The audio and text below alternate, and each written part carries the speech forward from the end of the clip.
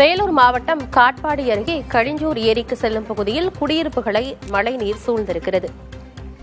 Chola garden பகுதியில் உள்ள குடியிருப்புகளை வெள்ளம் சூழ்ந்திருக்கிறது. அண்மை செய்தியை பார்த்து வருகிறோம். விவரங்களோடு செய்தியாளர் குமரவேல் இணைந்திருக்கிறார். குமரவேல், காட்பாடி பகுதியில் எவ்வளவு மழை பதிவாகி இருக்கிறது? ஒவ்வொரு மழையின் போதுமே இதே நிலைதான் காணப்படுமா? என்ன விவரம்? ஆனந்தி, வேலூர் மாவட்டத்தை பொறுத்த வரைக்கும் நேற்றுக்கு மாலையிலிருந்தே அதிகாலை வரைக்கும் தொடர்ந்து கனமழையானது பெய்து வந்தது. இதன் காரணமாக வேலூர் மாவட்டத்தில் சராசரியாக 58.3 மில்லிமீட்டர் மழை பதிவாகி இருந்தது. நீங்கள் கேட்டது போல காட்பாடி ரயில்வே நிலையம் பகுதியில் மட்டும் 68.50 மில்லிமீட்டர் அளவுக்கான மழை பதிவாகி இருந்தது. இதன் காரணமாக வேலூர் மாநகராட்சி 12வது வார்டுக்குட்பட்ட காட்பாடி அடுத்த சோழா கார்டன், இது கழிஞ்சூர் ஏரிக்கு அருகில் உள்ள ஒரு பகுதி. இந்த பகுதியில் 100க்கும் மேற்பட்ட குடும்பத்தினர் வசித்து வருகிறார்கள். இந்த நிலையில் தொடர் கனமழை மற்றும் பெய்த மழை நீரானது வெளியேறுவதற்கான முறையான கழிவுநீர் கால்வாயும் மழைநீர் கால்வாயும் இல்லாததன் காரணமாக சுமார் 100க்கும் மேற்பட்ட குடியிருப்புகளை தற்போது வெள்ள நீர் சூழ்ந்துள்ளது.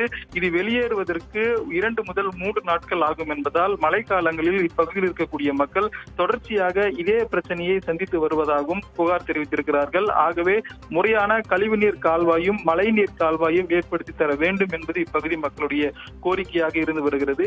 அதே போல காட்பாடி அடுத்த பொன்னை பகுதியிலும் அதிகப்படியான மழை பதிவாகி இருந்தது.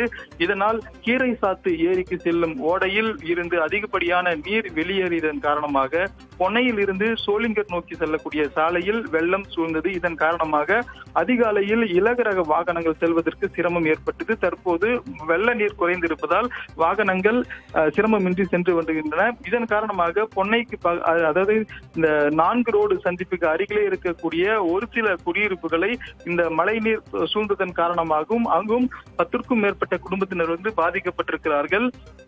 ஆகவே கீரை சாத்து ஏரியில் இருந்து பொன்னை அணைக்கு செல்லக்கூடிய கால்வாயை முறையாக தூர்வாரப்பட வேண்டும் என்பது அப்பகுதியினுடைய மக்களின் கோரிக்கையாக இருந்து வருகிறது. இதே போல பெருநாம்பட்டு பகுதியிலும் அதிகப்படியான மழை பதிவாகி இருந்தது.